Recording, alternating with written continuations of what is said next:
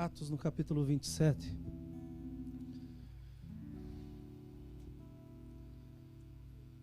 Aleluia.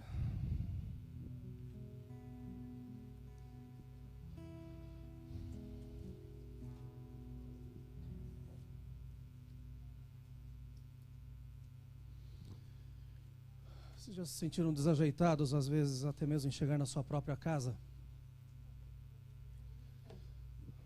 Você sai, parece que as coisas não estão tão boas, você não teve tempo de resolver a situação, e você volta para casa. Por maior que seja a casa, parece que o lugar é pequeno, é apertado. Já se sentiram assim?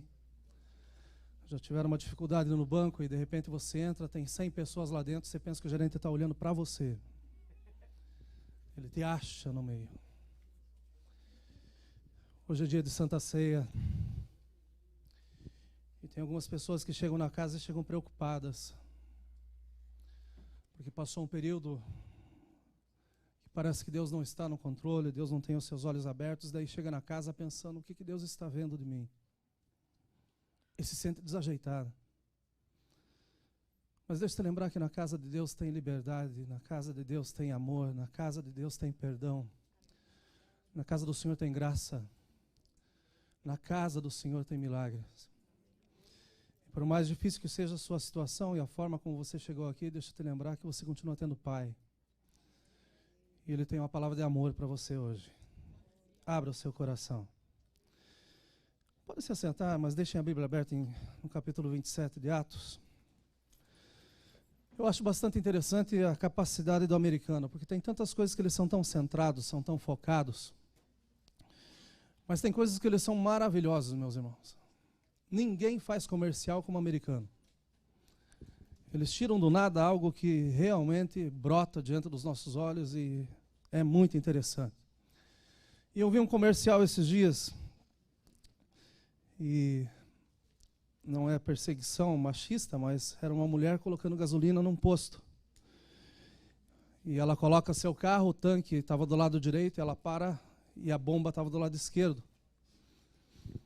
E essa mulher luta de toda forma para fazer com que a mangueira chegue do outro lado do carro. Abre os vidros do carro, faz de tudo, passa por cima, ela sobe no carro. E no final ela dá um jeito de colocar gasolina. Ela acha 4 homens fortes que viram o seu carro de lado e então a mangueira chega no tanque. Isso é persistência. Você persistir em fazer algo errado, achando que está fazendo certo. A maior parte dos problemas que nós enfrentamos, meus irmãos, é como esse comercial. A maior parte das dificuldades que nós temos pode ser muito bem representada por isso. Porque as situações, por muitas vezes, são criadas por nós mesmos. Nós nos movemos antes de perguntar se devemos nos mover. Nós queremos resolver as coisas da nossa forma. E pelo fato de fazer da nossa forma, muitas vezes as coisas saem erradas. Eu quero ler o capítulo 27 de Atos. E nós vamos ver que a vida do crente não é tão monótona como muitos imaginam. Porque tem gente que pensa que crente não tem graça. Tem muita graça. O crente passa por muita coisa interessantíssima. Está aqui o nosso irmão Paulo para nos dizer. Como se determinou que havíamos de navegar para a Itália, entregaram Paulo e alguns outros presos a um centurião por nome Júlio, da corte Augusta.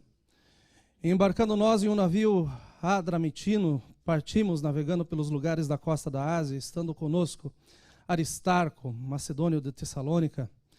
E chegamos no dia seguinte a Sidom, e Júlio, tratando Paulo humanamente, lhe permitiu ir ver os amigos para que cuidassem dele.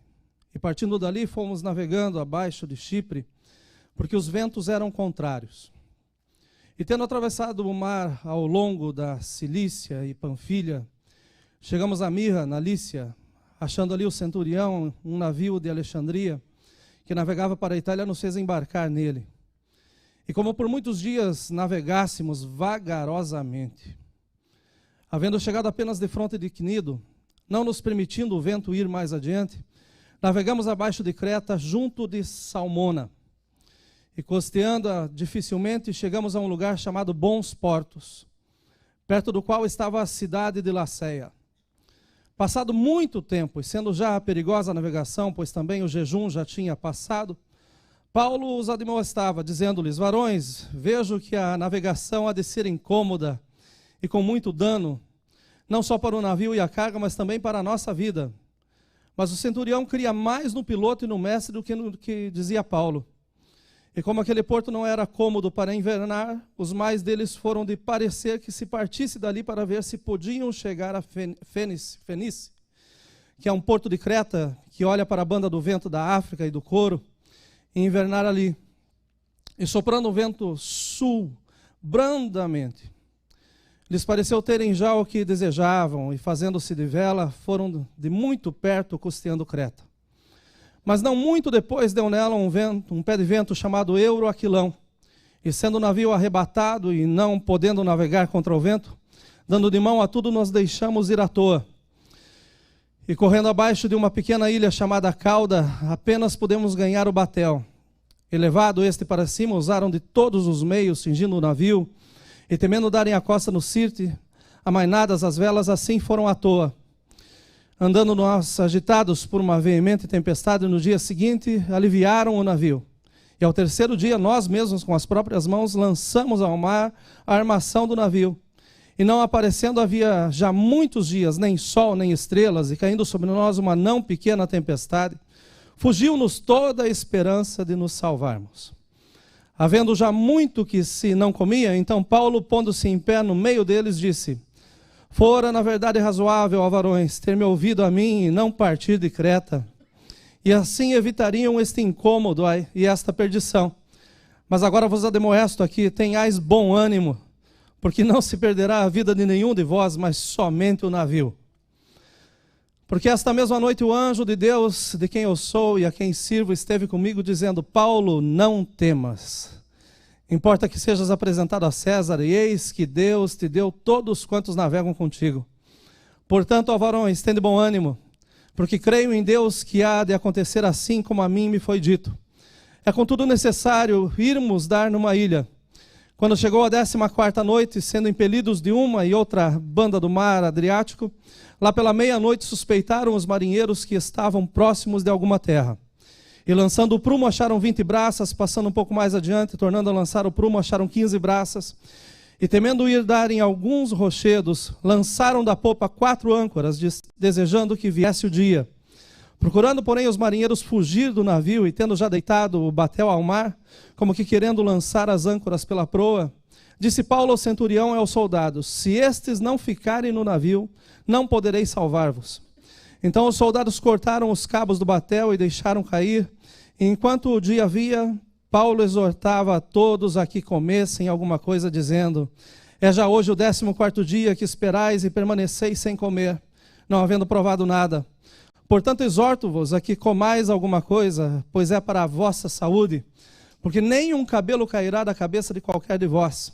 E havendo dito isso, tomando o pão, deu graças a Deus na presença de todos, e partindo, começou a comer.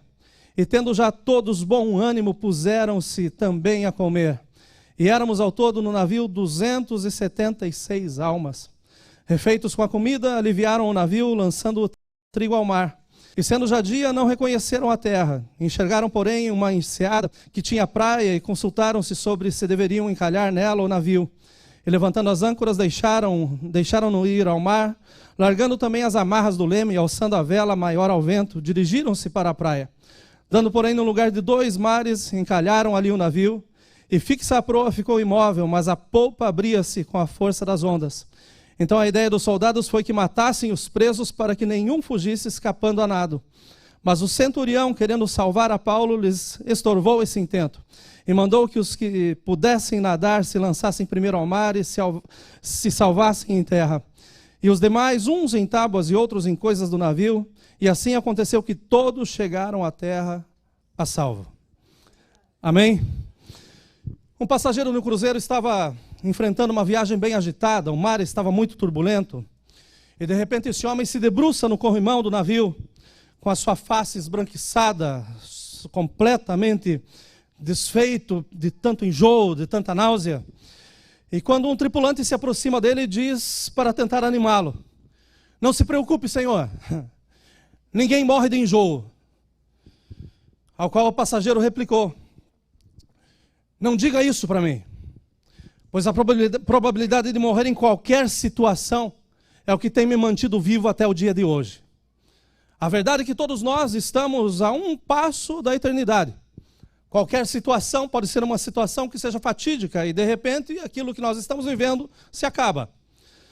Provavelmente, essa era a motivação dos companheiros de Paulo dentro dessa embarcação. Depois de 2 semanas enfrentando essa tempestade, não somente eles estavam doentes, depois de ficarem dias sem saber a diferença entre noite e dia, pois não aparecia o sol e não apareciam as estrelas, literalmente haviam perdido todas as esperanças de serem salvos. A embarcação estava indo para o seu fim e eles na embarcação também estavam indo para o fim das suas vidas. Da mesma forma, quando pessoas enfrentam tempestades severas na vida, por muitas vezes elas perdem totalmente a esperança. Mas eu louvo a Deus porque nós somos o povo que tem esperança. Nós sabemos que quando todas as coisas estão dizendo que não, tem um que nos diz sim, e o seu nome é Jesus Cristo.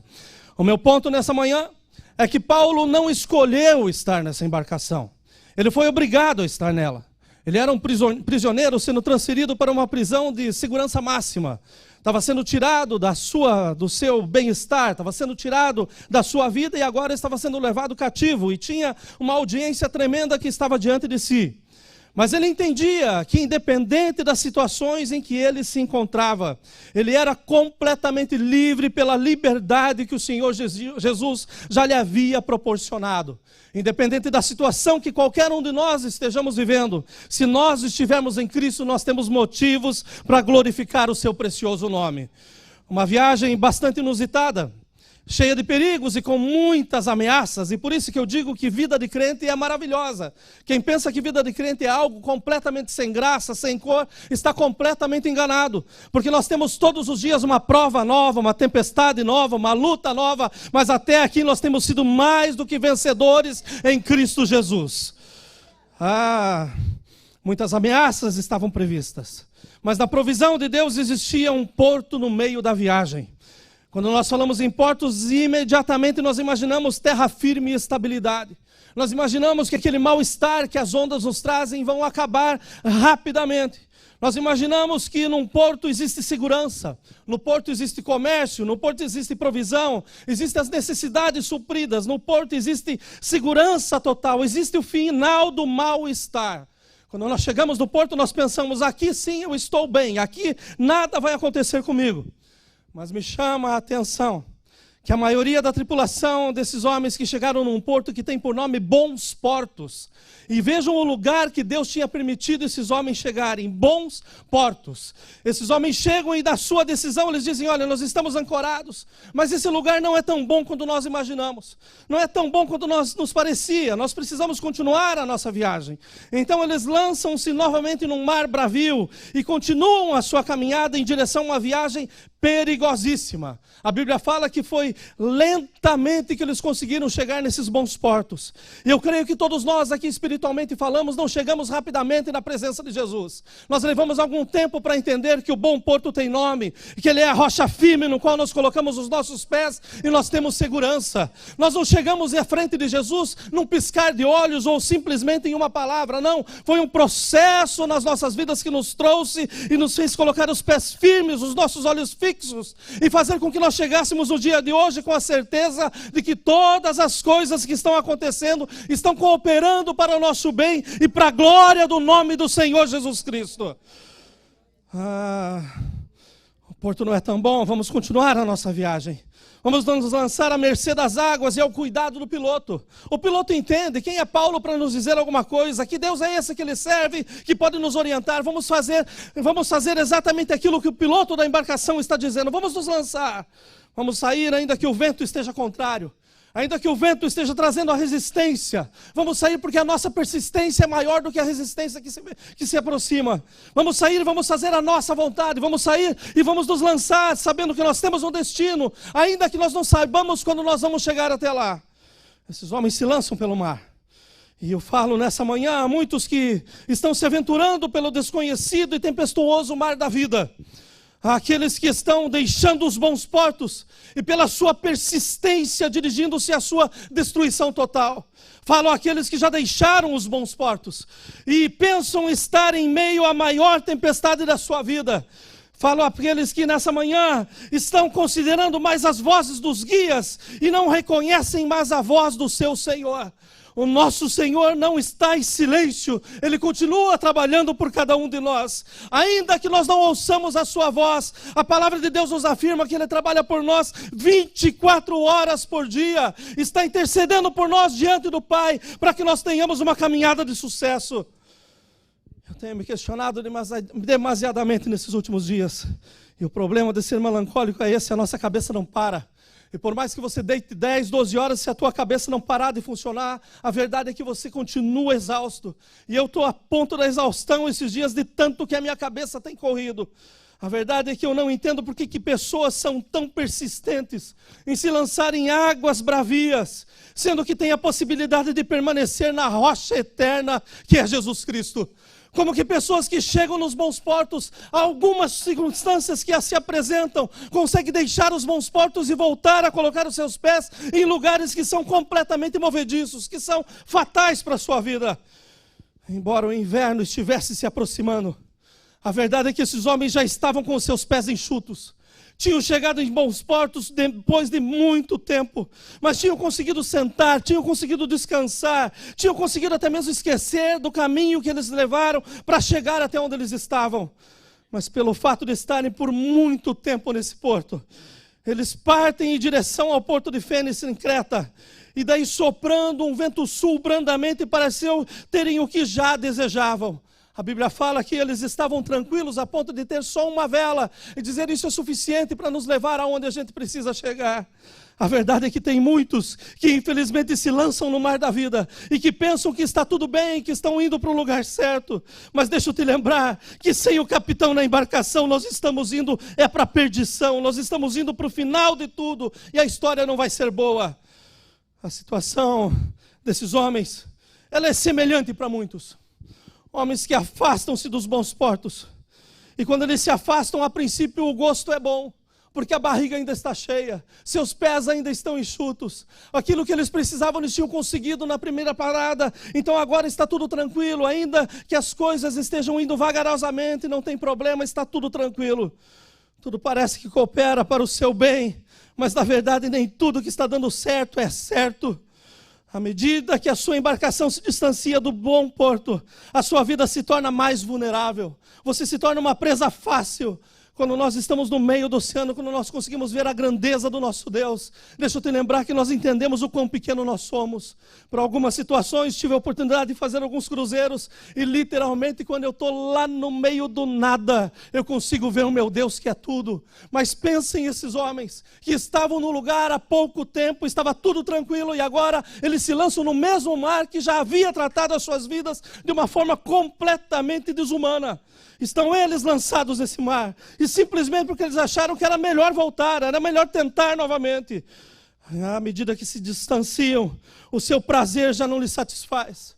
À medida que se distanciam, a fome chega. À medida que eles se afastam do porto, eles se tornam vulneráveis e se tornam presas no lugar em que eles estão. Pode estar cercado das melhores comidas, poderiam estar servidos das melhores bebidas, podem estar cercados das melhores companhias e das mais formosas companhias, mas à medida que se distanciam, a verdade é que nada disso satisfaz, nada disso repleta, faz com que a sua alma esteja completa. E sem dúvida nenhuma, basta apenas um segundo para que todas as coisas mudem o seu rumo natural. Para que tudo venha da bonança que estava, do vento sul, da brisa suave que estava levando a embarcação, para que se tornasse numa grande tempestade, em um vento completamente desumano que pode destruir tudo e a todos em qualquer segundo. A grande tempestade, meus irmãos, sempre aparece em meio à calmaria. E eu sei que eu tenho muitas testemunhas que estão aqui na minha frente com relação a isso. Está tudo bem, está tudo tranquilo e de repente o barco parece que vira de ponta cabeça. As coisas saem do nosso controle, mas deixa eu te lembrar que nada sai do controle do nosso Deus. O Deus está acima de todas as coisas. Somos dotados de sabedoria. O mais simples aqui tem mais sabedoria do que muitos que pensam ser sábios. É cientificamente comprovado que os nossos filhos hoje, eles têm mais conhecimento do que os imperadores do passado. Que eles têm mais conhecimento dentro das suas cabeças do que muitas autoridades que já passaram pela história. Mas a minha questão é essa: se temos tanto conhecimento, por que então nós fazemos das nossas vontades o nosso guia? Por que nós permitimos com que o nosso coração, que é errado por tantas vezes, guie os nossos passos? Por que nós não oramos antes de nos mover? Por que nós somos, às vezes, levados a enfrentar as circunstâncias, a resistência das circunstâncias, sem antes perguntar a Deus se podemos ou não dar um passo adiante? Por que se mover enquanto Deus está trabalhando no silêncio? Por que não parar quando o vento é contrário e apresenta resistência contra as nossas vidas? Por que persistir quando tudo está dizendo que não é hora? Porque ao invés de sermos resistentes em Deus, mais frequentemente nós somos persistentes no que Ele já disse não. Daí entra o que é resistência e o que é persistência. Eu vejo que resistência é quando um casal completa o seu primeiro ano de casado. Porque é uma alegria. Porque hoje em dia se chega diante do altar com duas possibilidades na cabeça. É até que a morte me separe ou até que o divórcio chegue. E no cristão, e para o cristão isso não funciona. Para o cristão é aquilo que juntou Deus, que não separe o homem. A resistência é quando esse casal chega no seu primeiro ano e consegue celebrar, dizendo: olha, passamos por muitas coisas juntas, mas estamos juntos para a glória de Deus. Achei um exemplo de persistência quando eu liguei meu computador. Hoje fui ler as notícias. Porque um cidadão com 49 anos no Nepal está celebrando o seu 25º casamento. Porque os outros 24 anteriores terminaram por abandono. Esse é persistente em coisa errada. Será que ele não entendeu que ele deve ficar sozinho? Eu não estou dando direto, eu estou falando mesmo para você. Resistência é quando a palavra de Deus nos diz: esperai no Senhor. Mas persistência é quando nós não esperamos no Senhor e queremos que Ele corra atrás de nós. Resistência, eu vejo quando Deus reanima a promessa sobre a vida de Abraão. Está demorando, Abraão, mas você vai ser pai de uma nação.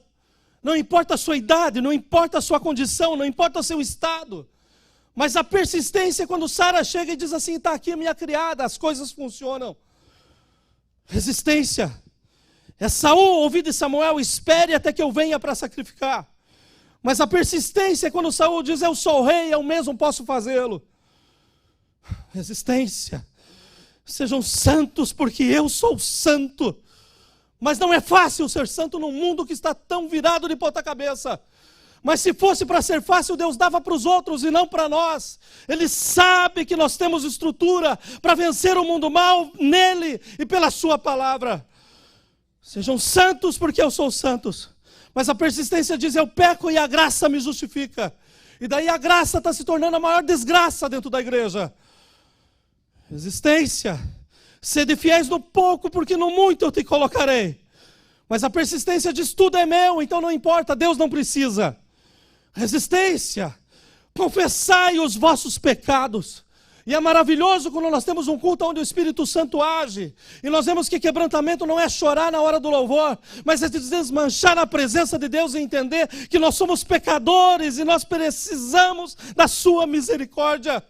É chegarmos numa casa como essa e nos sentirmos mal, ao saber que nós não estamos 100% preparados para estar diante do Rei dos Reis e do Senhor dos Senhores. É de chegar num culto como esse para participar do pão e do cálice, não nos julgando auto-merecedores, mas nos julgando que nós somos miseráveis e dependemos da sua misericórdia em todo o tempo. Resistência. Confessai os vossos pecados. Assumi as vossas culpas. Mas daí a persistência te diz: Deus me vê e Ele me entende. Ele te vê e te entende com amor eterno. Te diz hoje: confessai os vossos pecados para que você alcance a misericórdia. Resistência. Não vos embriagueis com o vinho em que há contenda, mas enchei-vos do Espírito. Mas a persistência diz que eu bebo socialmente, mas me digam qual que é a sociedade que nós vivemos. Resistência. Seja o seu dizer sim, sim e não, não. Mas a persistência diz que é só uma mentirinha. É só uma coisinha que não afeta ninguém. Eu não vou essa noite porque eu estou trabalhando, mas daí as fotos estão dizendo que você está brincando, que você está jogando bola, que você está passeando. Pare de mentir, seja a tua palavra uma só diante de Deus. Resistência. Seja a vossa equidade notória, porque perto está o Senhor. Diante de Deus todos nós somos iguais. A única diferença é que aquele que é muito é dado, muito será cobrado. Mas a persistência diz que nós podemos tratar diferenciado e fazermos acepção de pessoas. Nós podemos viver no meio de divisões por desentendimentos e participarmos do pão e do cálice e dizer que está tudo bem com quem? Se nós temos barreiras dentro da casa com os nossos irmãos, você pensa que o céu vai ter divisória? Que você vai morar no norte e teu irmão vai morar no sul, para que você nunca se veja? A diferença vai ser esta, um vai para o céu e o outro não vai. Então o momento de corrigir é agora. É agora que nós devemos dizer, Senhor, tem misericórdia de mim. E devemos assumir a posição de nos levantar e dizer, eu errei contra ti, me perdoa em nome de Jesus. Ah, Santa Ceia, meus irmãos, é um lugar de clareza. Santa Ceia é um lugar onde nós devemos estar limpos diante de Deus, mas também limpos diante dos homens. E daí eu te pergunto, você tem sido resistente ou tem sido persistente? Você tem resistido no Senhor? Você tem entendido que quando os ventos não estão favoráveis, você deve parar e questionar a Deus? Falar com Deus, esperar uma resposta do Senhor? Ou você é aquele que não escuta a voz de Deus e faz do mesmo jeito? E depois se acha um texto na Bíblia para justificar os teus erros? Todas as coisas que nós formos fazer, nós devemos, em primeiro lugar, tornar conhecidas a Deus em oração. E Deus nunca deixa uma oração sem resposta. Nunca deixa uma oração sem resposta. Deus não fala comigo, espera. Espera no Senhor. Resista, porque vem a resposta. A verdade é que os ventos do sul só nos enganam. Parece que está tudo bem. Está tudo tranquilo, é só brisa, sombra, água fresca. Moro na Flórida, as coisas são tão boas. Esse calor maravilhoso. Mas eu despertei essa manhã, lembrando que na Flórida tem alergia. E que não é a alegria do Senhor que tem sido a minha força esses dias, tem sido a alergia do Senhor. Como é difícil, meus irmãos, nós convivemos com situações e pensar que está tudo bem. E dizer com que tudo vai ficar tranquilo. Não, no final as coisas se acertam. Você sabe me dizer quando vai ser o final? Você consegue me dizer se hoje você chega na sua casa? Você consegue me falar se nós vamos ter um amanhã? Quem que consegue me dizer que o nosso Senhor Jesus não chega antes de participarmos do pão e do cálice? Nós não temos controle sobre o próximo segundo, meus irmãos. Portanto, agora é a hora de nós buscarmos ao Senhor e recebermos dele a orientação para que as nossas vidas sejam colocadas no lugar certo. O vento sul nos engana. Fazem parecer que tudo está bem e por isso nós continuamos a viagem. Mas nunca se esqueçam. Não é porque as coisas estão dando certas que elas são dignas. Tem políticos crentes que enriqueceram, mas estão condenados e presos. Tem crentes que se desviaram e vivem uma vida cheia de regalias. Mas o mesmo Deus que é amor, Ele é juiz. E vai ter um dia que todos nós vamos estar diante dEle. Pessoas vivem em pecado. Mas deixa eu te lembrar que o fim está próximo. Meu conselho para nós como igreja: não nos movamos a não ser que nós queiramos correr para os braços do Senhor. Nós precisamos estar nos braços do Eterno. Porque os braços do Eterno servem para nos colocar em um lugar alto. Aleluia. Durante o louvor eu estava lembrando do Natal que passou há poucos dias. Esse ano está correndo muito rápido. Mas nós fomos passear e chegamos num lugar que estava dando um show só para crianças e a gente estava bem longe. E daí a Ibra ergue os braços dizendo, me ergue. E eu ergo ela, seguro ela aqui e ela fala, não, no ombro, na cambuta. E daí eu coloco a Ibra no ombro para ela poder enxergar mais longe. Tantos crentes pedindo colo para o pai. Enquanto o pai quer colocar no ombro e dizer, olha mais longe. Veja onde eu estou vendo. Veja aquilo que está preparado para você. Não se prenda no agora, não se prenda nas coisas que estão na tua altura. Mas vejam as coisas que eu posso te mostrar. O que o Senhor tem preparado para nós, meus irmãos, olhos e ouvidos ainda não perceberam e não viram. Não chegou ao nosso coração tudo aquilo que Deus tem para nós. Então é tempo, meus irmãos, de nós não pararmos no caminho, não pensarmos que nós podemos tomar conta da nossa vida. Não, chegou a hora de nós nos rendermos a Deus e dizer, Deus, é nas tuas mãos. É em ti, Senhor, que eu posso enxergar mais longe. É em ti, Senhor, que eu consigo ver que aquilo que está acontecendo vai ter um fim. É em ti, Senhor. Aleluia. Eu louvo a Deus porque em meio a qualquer situação, entre tantos ruídos, tantos barulhos, tantos sons, sempre vai haver alguém que vai conseguir ouvir a voz de Deus. Pensem na agitação que estava nesse barco. O piloto mesmo não sabia o que fazer, os marinheiros não sabiam como agir. Mas está lá Paulo buscando a presença daquele que tudo pode, tudo faz e tudo sabe. E está ele lá falando com Paulo naquele momento. Paulo, deixa eu esclarecer o teu coração e com isso tenta esclarecer o coração desse povo. E Paulo se levanta dizendo assim, olha, portanto eu exorto-vos que comais alguma coisa, pois é para a vossa saúde, porque nem cabelo cairá da cabeça de qualquer de vós. Pensem no desespero que esses homens estavam e nessa palavra de conforto que estava chegando. Dizendo, vocês deram o passo errado, saíram da onde não deveriam ter saído. Mas Deus continua no meio dizendo, ainda há esperança. Ainda há esperança. Ainda há esperança. Ainda há esperança. Aleluia. Mas Paulo não para simplesmente dizendo para eles que Deus estava ali. E havendo dito isso, tomou o pão na sua mão e deu graças. Eram 14 dias sem comerem. Eu imagino essa oração de Paulo com o pão na mão, dizendo, Deus, o Senhor é provedor até mesmo no meio da maior tribulação. Essa deve ser a nossa oração nesses dias. Por maior que seja a tribulação ao redor do mundo, Deus tem provido as nossas vidas até aqui. Nada tem faltado.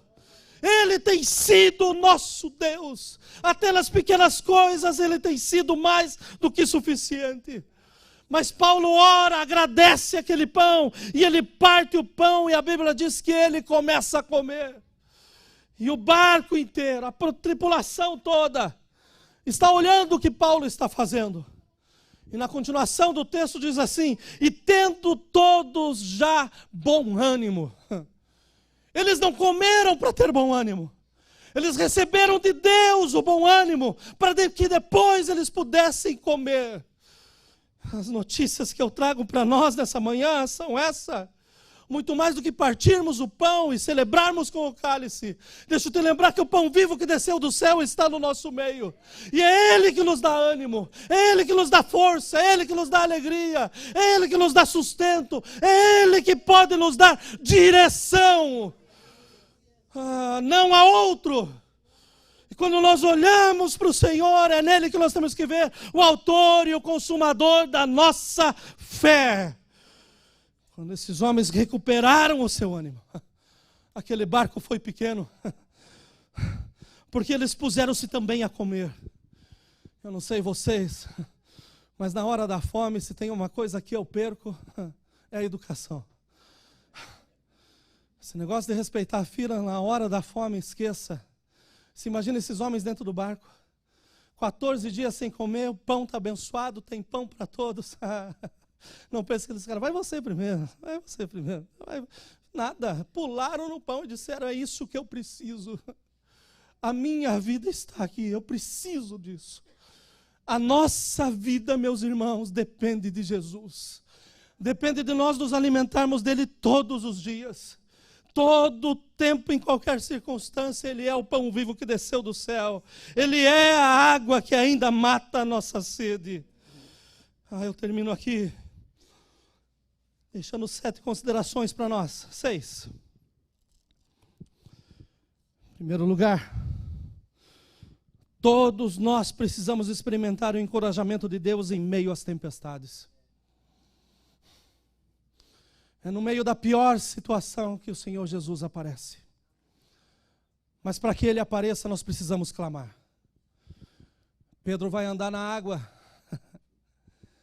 E ainda que uns digam, deu só um passo. Está no livro do Records. Ninguém conseguiu dar 2. Mas quando ele está afundando, ele não vai fazer aquela oração assembleiana. Todo-poderoso Deus, onipotente Senhor, que está nos céus, Tu te lembras o que tem feito. Está morrendo. Senhor, me tira daqui. É o clamor da alma dizendo, Senhor, olha para mim. E o Senhor naquele exato momento quebra os céus, olha, estica as suas mãos, o levanta e diz, vem comigo. É no meio da tempestade que nós precisamos experimentar o encorajamento do Senhor. É quando nós estamos com os nossos pés enxutos num bom porto, pensando na possibilidade de sair, que nós precisamos consultar ao nosso Deus. E deixa eu te lembrar que o nosso Deus, Ele nos responde. Nós recebemos esse encorajamento quando nós lembramos da sua presença constante. Ele disse, olha, eis que estou convosco alguns dias. Eis que estou convosco todos os dias. Todos os dias. Mas eu sempre repito, tem dias que nós não sentimos a presença dEle.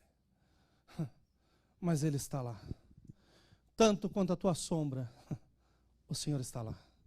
E tenha certeza absoluta que ainda que você tenha saído de bons portos, e tenha andado por caminhos completamente, que parece que Deus não estava lá, Deus estava lá. Eu estou preparando uma mensagem, e eu pedi para vários irmãos nossos aqui escreverem o seu testemunho. Nós temos histórias lindas dentro dessa casa. Nós temos testemunhos aqui que é só Deus que faz. Eu estou pedindo para esses irmãos escreverem esses testemunhos. Eu quero que Deus está me dando graça para trabalhar em cima disso. Para nós reconhecermos a força que nós temos no nosso meio. E não é a força do teu testemunho, mas é a força daquele que mudou a nossa vida. É Jesus. E a maior parte dos testemunhos que eu recebi até agora, eles estão dizendo assim, pastor, eu estava tão distante.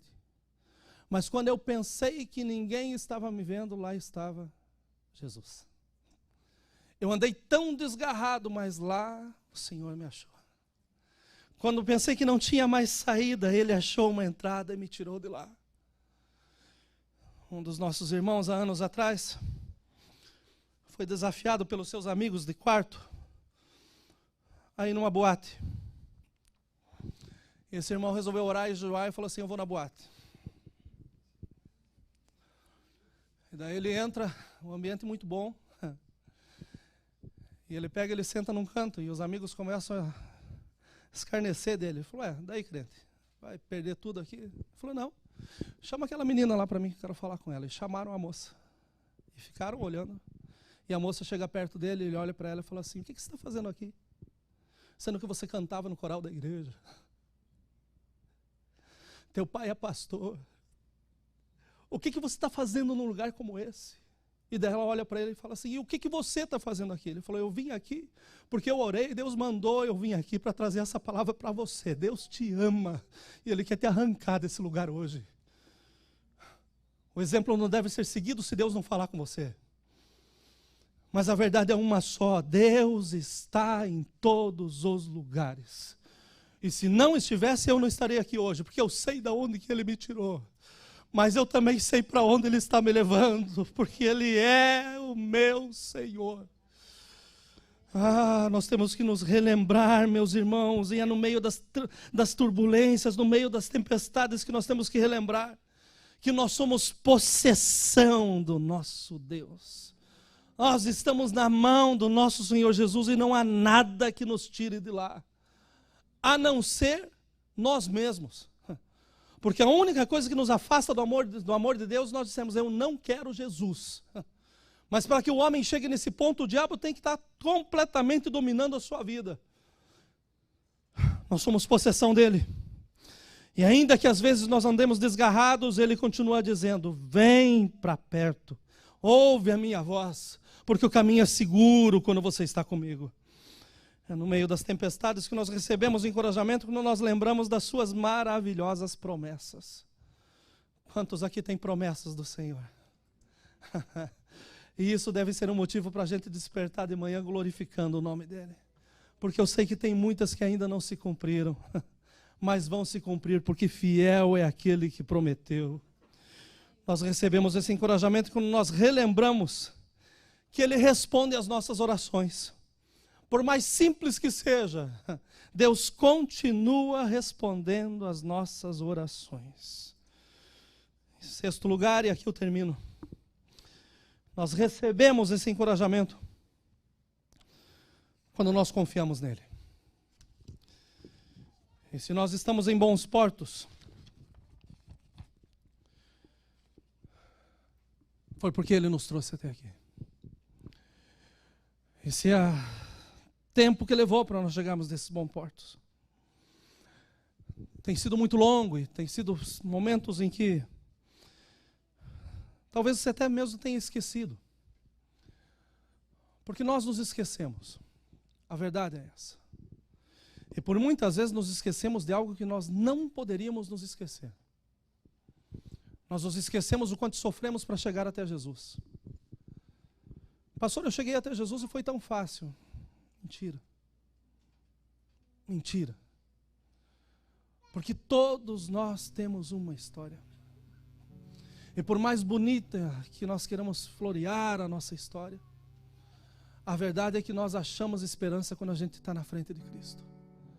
Ali a gente vê que há perfeição. E que há possibilidade de termos uma vida completamente mudada. Nos aproximar desse Jesus, meus irmãos, faz toda a diferença. Paulo precisava passar por aquela ilha. Deus tinha um plano para ele chegar até aquele lugar. Mas se esses homens tivessem entendido que era melhor esperar o tempo de Deus para se lançarem, as coisas seriam completamente diferentes. A ansiedade tem matado muitos. E tem coisas que a gente faz que não tem volta. Nós vamos ter que conviver com elas. Tem erros que nós causamos que não tem como apagar. Mas deixa eu te falar que nós podemos ter os erros, mas nós podemos viver sem culpa. Deixando a nossa culpa nos pés do nosso Senhor Jesus Cristo. Pastor, eu errei tanto, eu me afastei tanto, eu fiz tanta coisa que não deveria ter feito.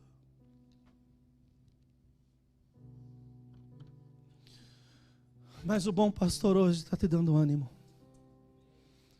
para que você se coloque em pé e coma do pão e receba do Senhor força para continuar nessa caminhada. Tornai conhecida ao Senhor todas as vossas súplicas, todas as suas inquietações, tudo aquilo que te traz qualquer tipo de ansiedade, que seja colocada diante do Senhor e tenha certeza que Ele tem resposta para você. Essa mensagem hoje é resposta. É resposta para nós. É resposta para muitos que se afastaram dos bons portos. Mas hoje eu quero te convidar a voltar para os braços do Pai. a voltar para o abrigo, para o aconchego que só o Pai pode te dar. Eu quero te convidar a voltar não para o mesmo lugar, não.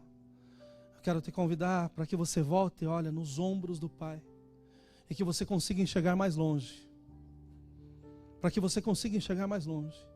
O Senhor tem muito mais preparado para a sua vida. Muito mais preparado para a sua vida. Senhor, eu quero